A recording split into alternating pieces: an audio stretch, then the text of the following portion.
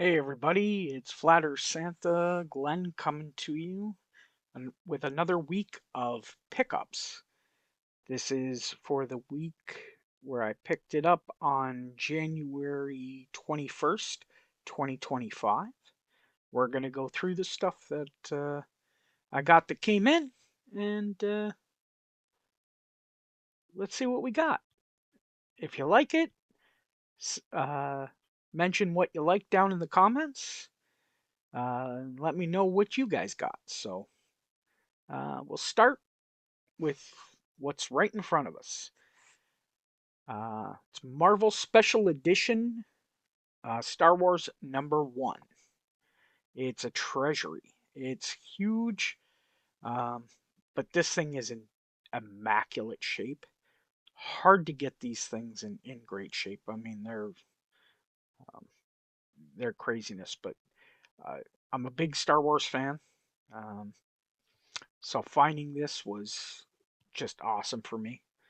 I absolutely love it. It's huge. The artwork inside just I mean, if you want to see, I mean, there's my hand compared to the book. So it is absolutely huge. Um, love Treasury editions, and this one is one of my favorite. So got that.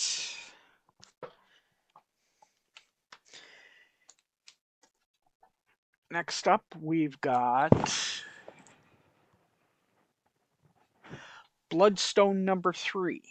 Um, these things are low print runs. If you can ever get some of the Bloodstone, especially #1, which is Elsa Bloodstone, uh, she kind of caught on fire um, with the new Werewolf by Night movie. Um, if you get a chance, pick them up. They're especially in high grade. They're worth a little bit of coin. They're in the low print runs. They came out about the same sort of era as NYX, so they didn't print too many, uh, so they're a little bit more valuable these days. Next up, we've got #4.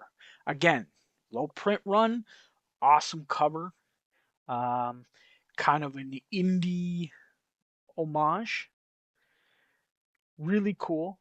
Um, but again, hard to find in very high grade, and especially those black where it's surrounding. Really, really hard. So if you can find them, pick them up. Next, I've got Thundercats #11. It's in a newsstand. The Star Comics were low print run and especially a newsstand, and kids just they were made for kids, so kids read them and loved them, and as they should.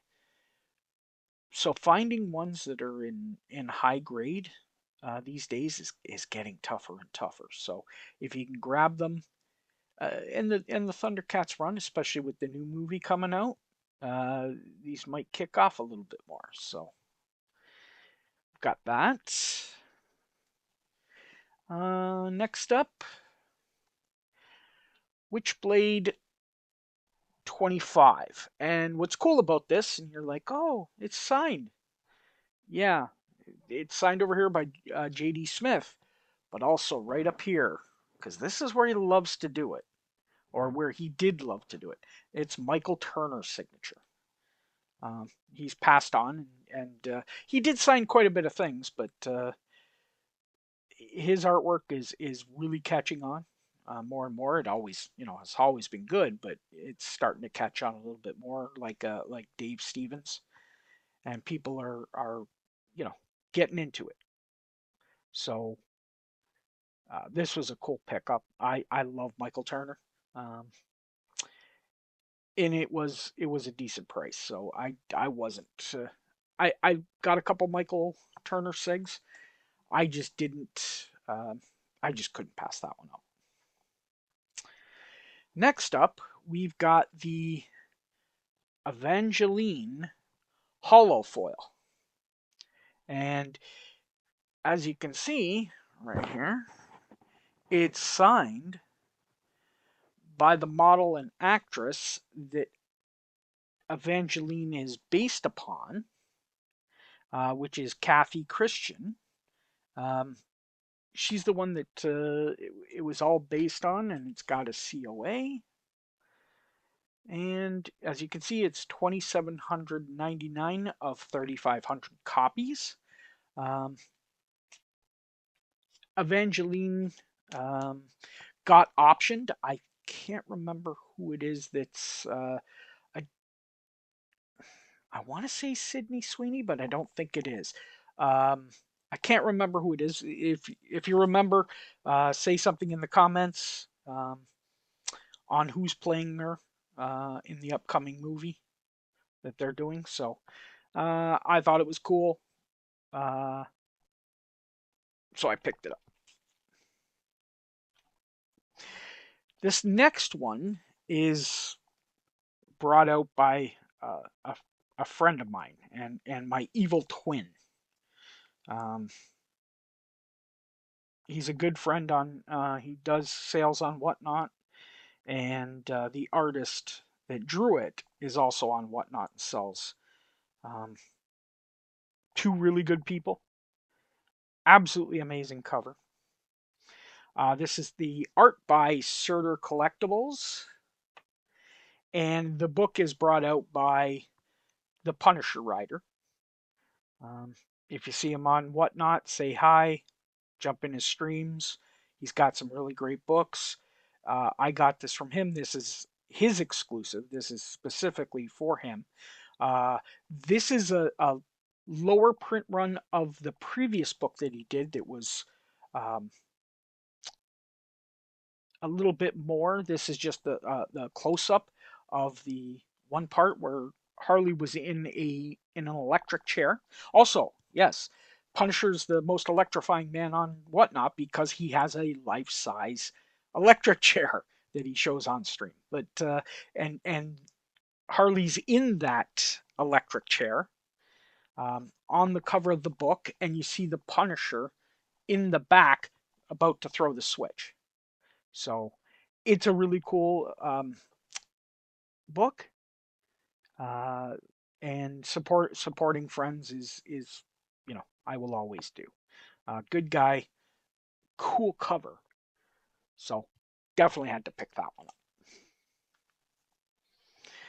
Next, we've got Tomb Raider.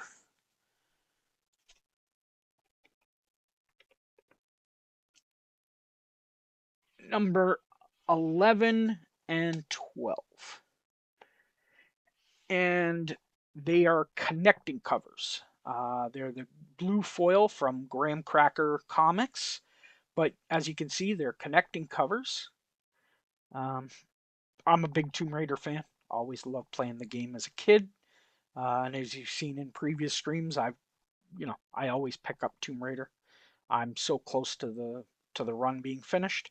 The problem is there's so many damn variants, uh, but I'm think I'm 3 issues away from.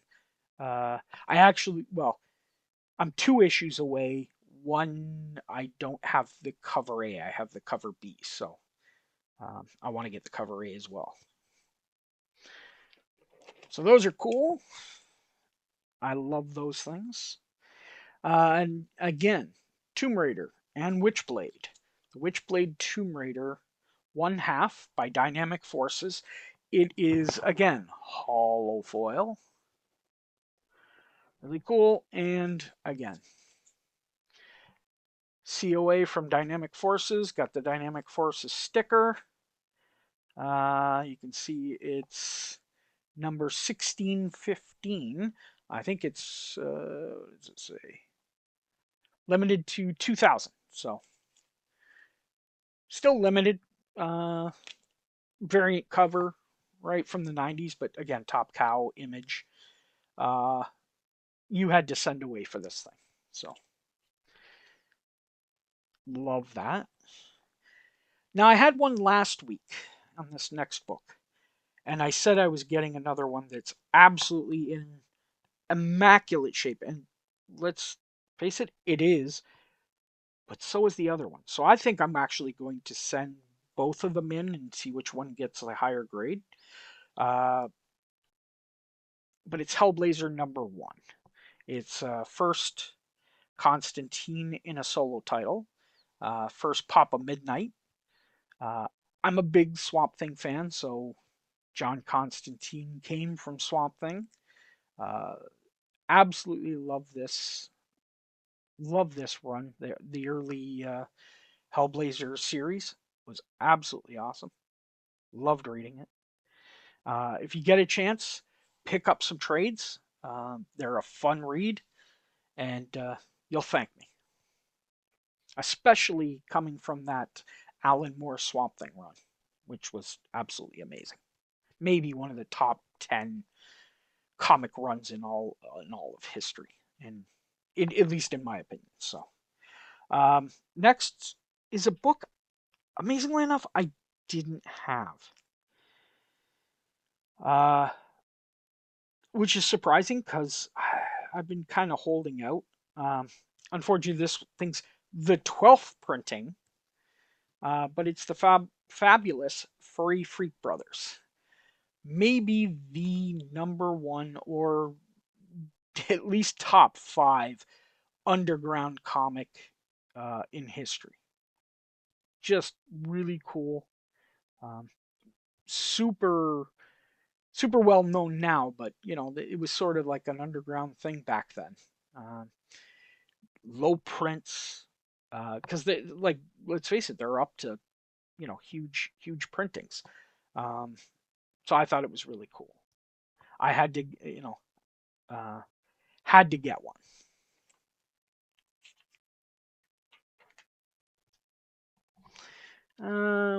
Next up, we've got a Spawn 201, and I mean it is an immaculate shape. That is all black cover. That is hard to get high grade. It's the first Blood the Vampire in Spawn. So this is starting to get in the low print run stuff. They're getting harder to find, especially in the 200s, late 100s to the late 200s are your low print run stuff, um, especially at the end in the 200s and like 283 and 270. I'd have to look them up, but they were really low print run stuff. Um, they didn't get ordered by comic shops very much, but absolutely awesome.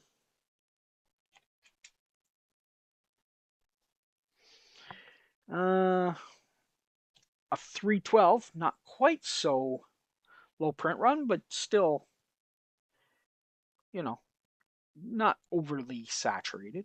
It's the first appearance of the medieval Spawn, the Mark Rosen version, and the return of Jim Downing. So if you're big into the Spawn, I mean it's Todd McFarlane's magnus opus. Um, it is the #1 sort of independent superhero, anti-hero, I guess, that has kind of been in comics in a very long time. So that was cool to get, and I'm trying to complete my Spawn run. Next is 327, and that's the cover B of 327. Um, it's the Spider-Man #1 homage, so it's Todd doing. I think it says it too. I think it's a Todd after Todd. So it's McFarlane after McFarlane because this is an homage to Spider-Man, his Spider-Man #1 from the '90s. So I think that it was really cool. Next we've got Adventure Comics 426. And nothing really spectacular. Well, I mean, it's a great cover, and that's why I got it. It's the Spectre. I love, Spectre's awesome. Um, Monster, Kraken coming up from the depths. Spectre's there making sure that vengeance gets doled out. Uh, I just thought it was a cool cover. It's in really nice shape. Like, I mean, it's in really nice shape. So I may end up even slabbing it, possibly. It's just a cool cover. Next up, Howard the Duck, #1, and it's volume 5. And you're like, well, okay, what's it's Howard the Duck? It's who cares? The big thing about this is the key is that it's the first Gwenpool. As you can see, plus Gwenpool. So she's in this comic, or makes her first appearance. So it's really amazing. Um, just a cool comic to get, um, especially for a little bit of comic history. Uh, and people are loving Gwenpool with Jeff the Landshark in Marvel Rivals. So they're really starting to kick off. Next, we've got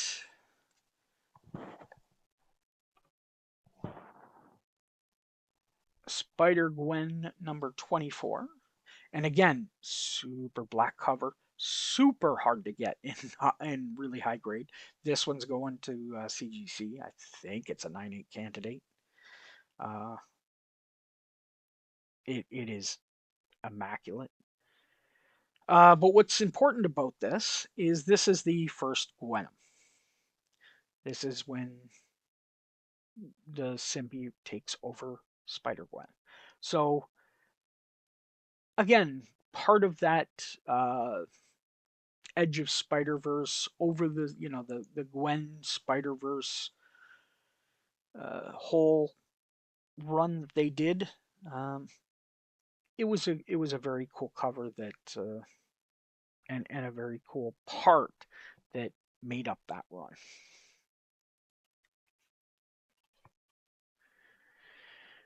And as you know, I've been grabbing a lot of Detective Comics, and that's Detective 420. Um, I've been grabbing them, especially the Neal Adams covers, which again this is, and that's really why I'm grabbing them. I'm a big Neal Adams fan. I got to interview him twice back when I ran the comics review website, and it was absolutely cool. I love Neal Adams' work. Him and Norm Brayfogle are my 1A 1B. They interchange back and forth um, favorite Batman artists. So next up, we've got Amazing Spider-Man #46, the first appearance of the Shocker. Awesome book. Um, let's get that in focus. Uh, really cool key that is an awesome villain in the Spider-Man universe. Um, I'm trying to get my full run done. I'm probably, again, I want to say about 20 something to 30 something. I can never remember issues away from completing the run. So I'm slowly chipping away. That's going to be hopefully my goal for this year, for 2025. I got this. Uh, Amazing Spider-Man 299, the second cameo of Venom. but it's in a newsstand, and this thing is minty fresh. That's going down to CGC.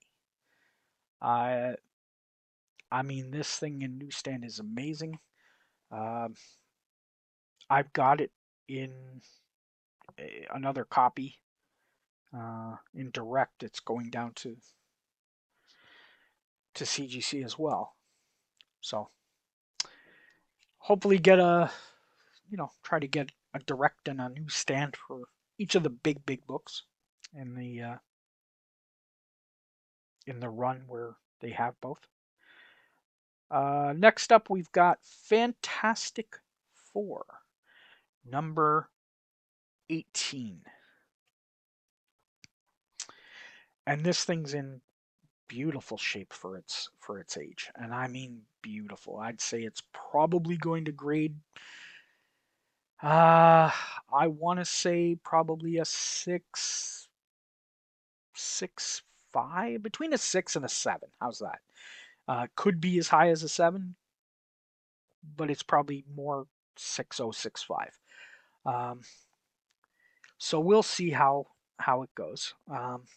It's the first appearance of the Super Skrull, and it's the second team appearance of the Skrulls.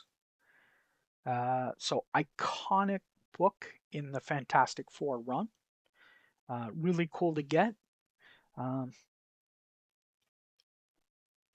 had to pick that one up.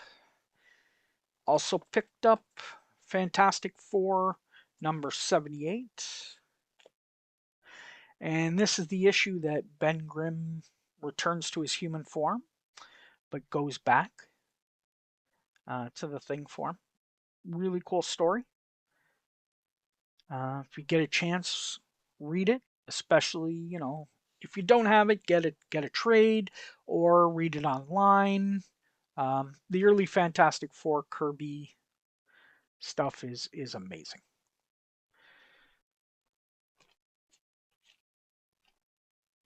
Next up,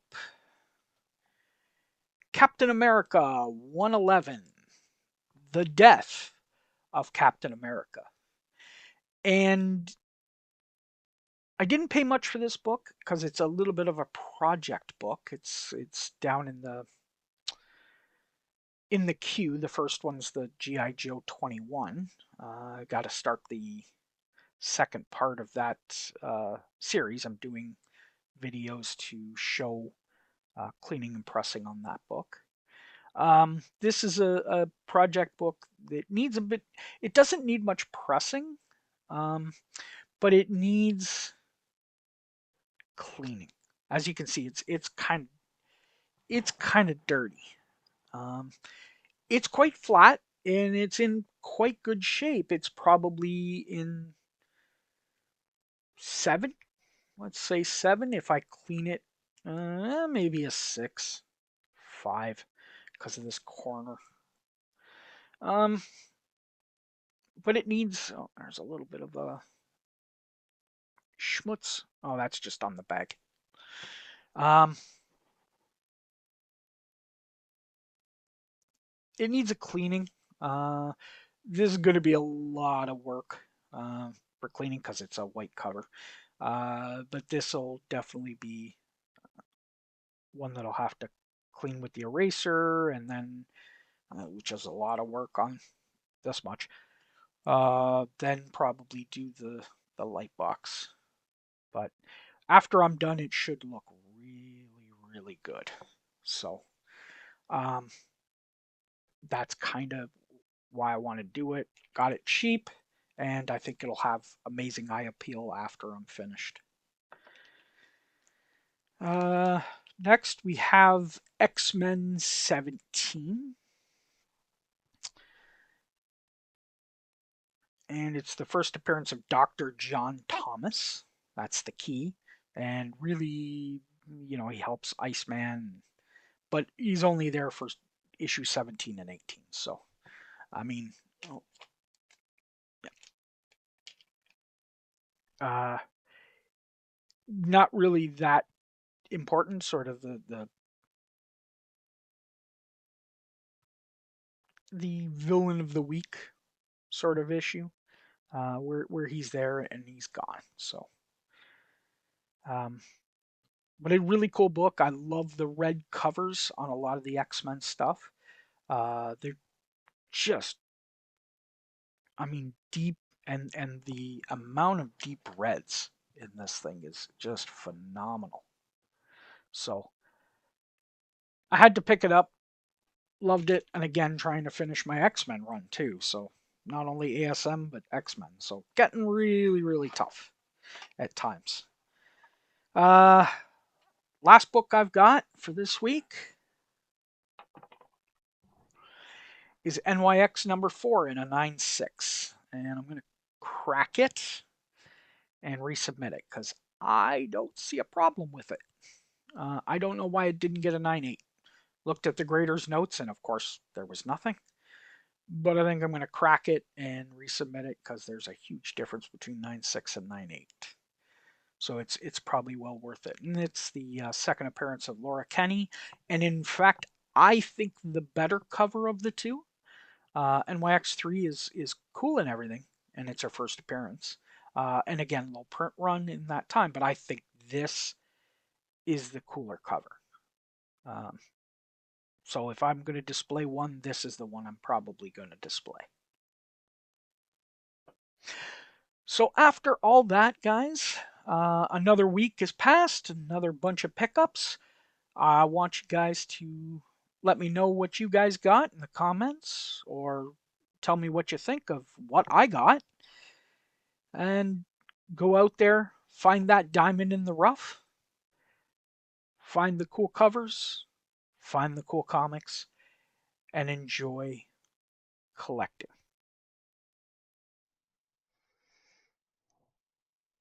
Hey, what are you doing, man? Why are you still sticking around? I mean, if you're gonna be here, hit the like and subscribe. You know you want to do it. Santa tells you to do it. If you don't do it, you'll not get jello in your stocking next year. The earth is flat, man. Deal with it.